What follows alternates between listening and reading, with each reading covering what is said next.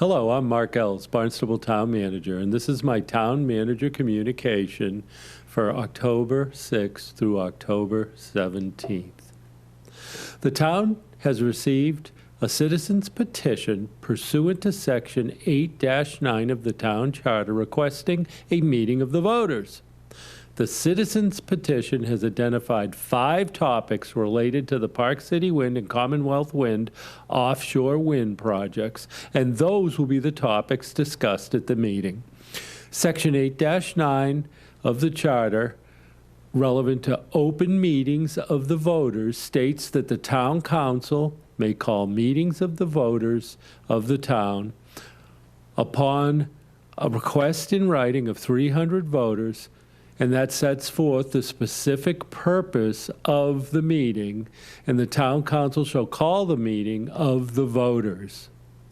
The President of the Town Council or other designee of the Town Council shall preside and regulate the proceedings of such meetings. The President of the Council shall cause the attendance of the town officials and employees necessary to respond to the issues and concerns raised by petitioners.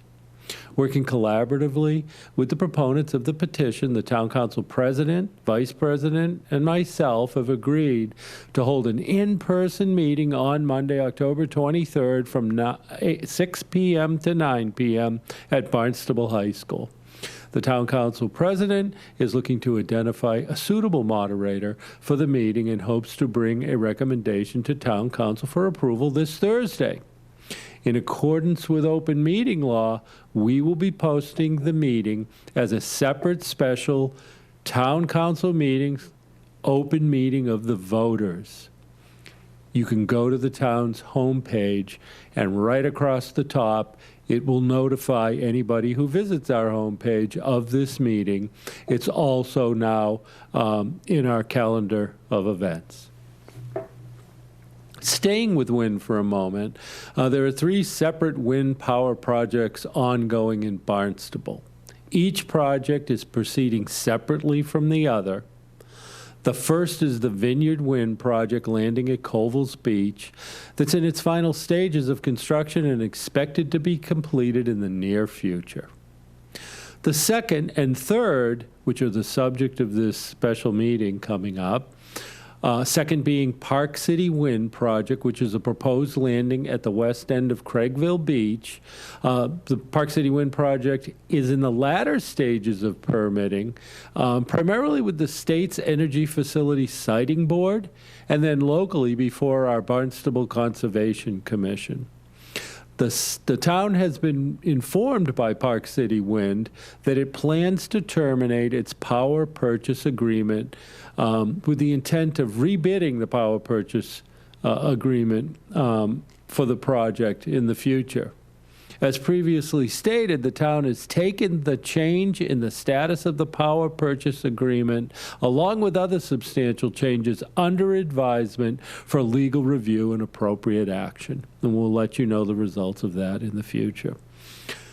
The third project, Commonwealth Wind project, is a proposed landing at Dowses Beach that is in the mid stages of permitting, and again has notified us that they've terminated their power purchase agreement, resulting in the town ceasing any host community agreement negotiations.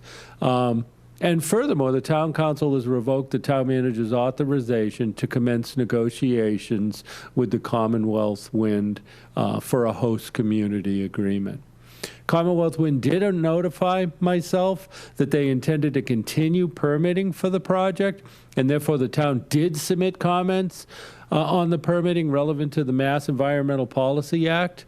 They had filed that, and the town submitted those comments, and within those comments, the town does state that the town does not offer its support to the current project at this time.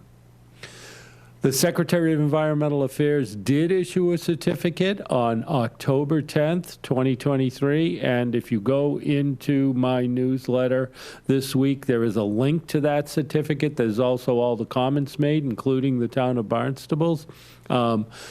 And that's been taken under review by town staff as well. And the certificate is relevant to the draft environmental impact report that the MEPA, the Massachusetts Environmental Protection Act, requires for this proposed project.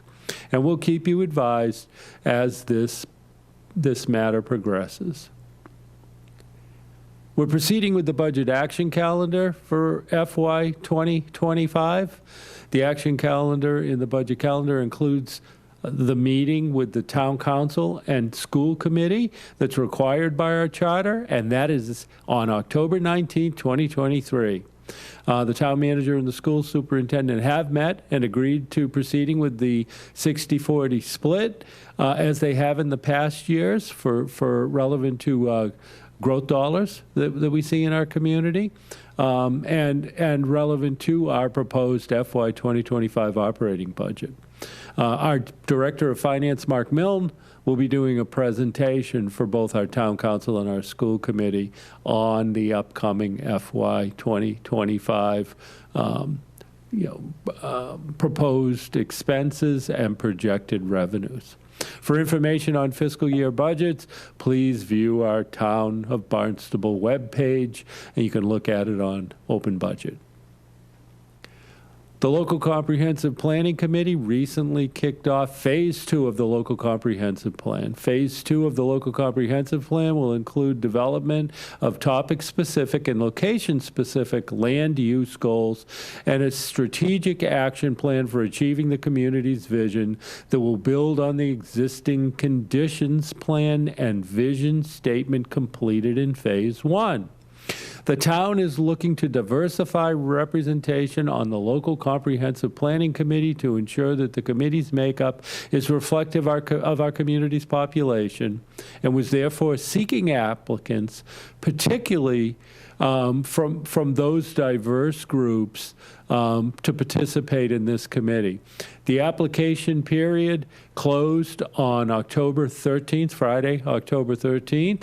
The town received 14 applicants. To learn more about this important process and to stay up to date on the meetings, please visit our project website at barnstablelcp.com. Finally, recently I've received questions from the public on who to send questions to regarding ongoing matters in our community. And many people, they will include an apology because they know I'm busy or others are busy. And I always say the same thing to them. That's why we're here. I mean, certainly you are always welcome to communicate directly with me. There's multiple ways to do it. You can call, you can email, and I've provided in my town manager communication a reminder of my email and my telephone number. My staff and I will try to direct you to the most appropriate department to address the question or situation that you identify. So in many cases you may call, but you may get directed to Public Works for a sewers question, or to our building commissioner for some complaint about a particular property. But we are always available. And I'm also available, I don't know if this is a result of COVID or if it's a result of kind of changing times, but I've been with the town a long time. I've had many meetings with individuals, small groups, and large groups. Please feel free to ask me to do that. We meet in person, we come to you, we're always available, and we'll try to accommodate your schedule. Just know that we're available and do not hesitate to contact us. Thank you so much. This is my town manager update through October 17th.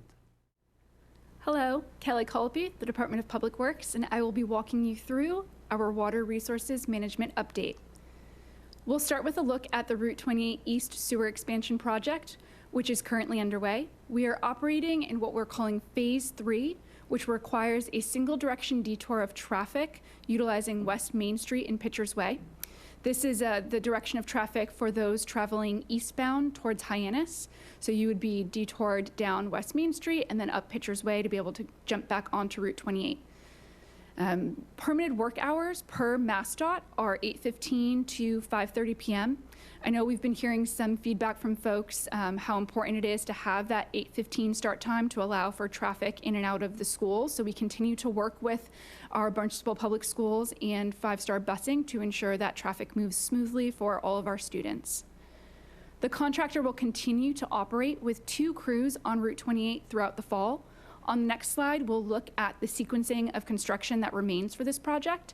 But on a happy note, we do anticipate that sewer construction within Route 28 will be completed by mid-November.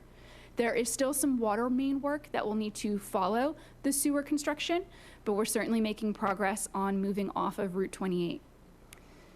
Shifting over to the Finney's Lane pump station, all below grade sewer work is now complete and the roofing is in progress. So if you've driven past that location more recently, you'll see that building really coming to fruition on site. And here's where we'll take a more detailed look at the remaining work for the Route 28 East Sewer Expansion Project.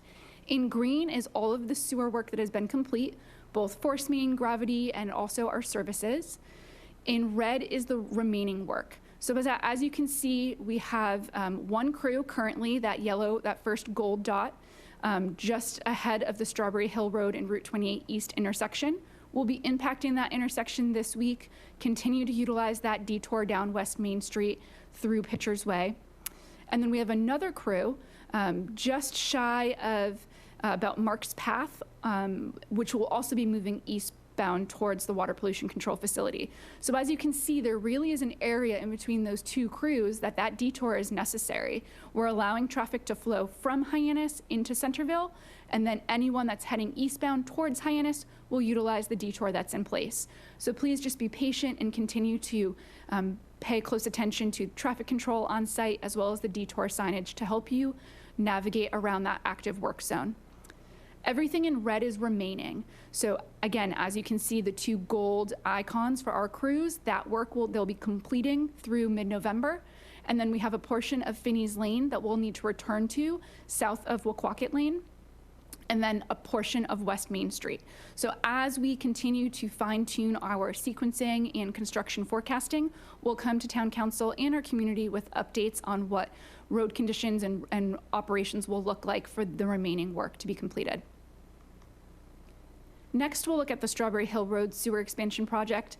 As previously reported, all of the sewer construction in the roadway was completed on time and on budget. And right now, as of October 6th, we are working our way through our sewer service riser construction. So as you likely remember, this is for a very targeted section of properties along the project route.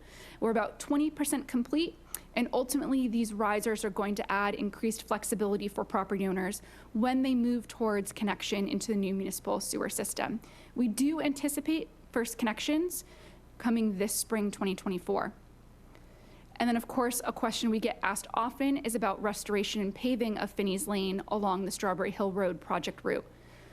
Vineyard Wind is completing some testing along the project route, and as we looked at on the previous slide, we do have quite a bit of traffic that needs to maneuver down Finney's Lane as part of our detouring and work on Route 28. So we've been very cognizant of keeping Finney's Lane open to allow for free flow of traffic, but we will look on the next slide at our proposed sequencing for paving operations. Before we get there, I do want to touch on the Strawberry Hill Road sewer pump station. Electrical service has been installed. So you may remember that we were waiting on the generator from National Grid, and we are happy to say that that has, Eversource, and we're happy to say that that has been delivered, and now we are moving through our testing of the generator and pump station and preparing for startup. So that's a crucial piece to really helping us close out this project and allow for first connections. So as noted earlier, we're going to look at our paving restoration efforts for the Strawberry Hill Road project.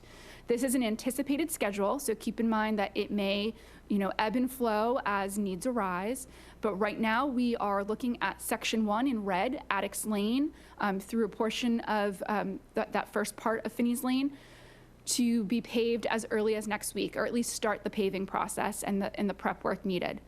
From there, we'll move to section 2, which is that blue color just south of Addicks Lane, and that's approximately on Finney's Lane from Route 132 to Waquaket Lane. Following that, we'll have Section 3A, which is Wequacket Lane to Route 28. And then the last piece will be the remaining work of Strawberry Hill Road from Route 28 to Pine Street. And that would be 3A and 3B would be the orange and yellow indicated on the map. Everything in green has already been completed. So, of course, those of you who enjoyed driving down Craigville Beach Road, just imagine those same road conditions when we're done with our final paving along the rest of Strawberry Hill and Finney's Lane. So as noted, we're looking at starting as early as next week, October 23rd, and then we'll continue to keep our community updated on the sequencing for each section of our paving efforts. Now we'll take a look at the Centerville Village Sewer Expansion Project. We are about 75% done with the design of the sewer portion of this project. The plan is in review with our team as well as our consultant, and we're continuing to site pump station locations and any associated easements needed to really help move that project to final design. Route 28 West is also moving through preliminary design. We've had survey efforts completed, and we're actually performing a number of soil borings on a variety of town roads: Falmouth Road, Osterville West Barnstable Road, Bumps River Road, Oldham Road, and Old East Osterville Road. So if you've seen some markings on the pavement there, that would be related to what we call the dig safe markings that mark out utilities and other data needed to help inform those soil borings. Of course, if you ever have any questions about markings that you see on the roadways, please don't hesitate to contact the Department of Public Works. More than likely, it's related to survey for sewer projects such as the Route 28 West Sewer Expansion Project. So please don't hesitate to call our office and we can help identify what some of those markings may be. But certainly if you are driving on any of the roads we just mentioned, that would be related to our soil borings. Ultimately, that data collected during the boring process will help inform the sewer design for this project. And then as previously reported, we have a number of other projects as part of our CWMP sewer expansion that are in various stages of survey and preliminary design. Old Craigville Road, Old Yarmouth Road, and the Chute Flying Hill Road projects, all we anticipate having our survey being done by the end of this calendar year. We're also moving through internal design for the Finney's Lane neighborhood project. So a lot of great work being done behind the scenes to prep for our sewer plans on all of these various roadways and what we're calling really our neighborhood expansion.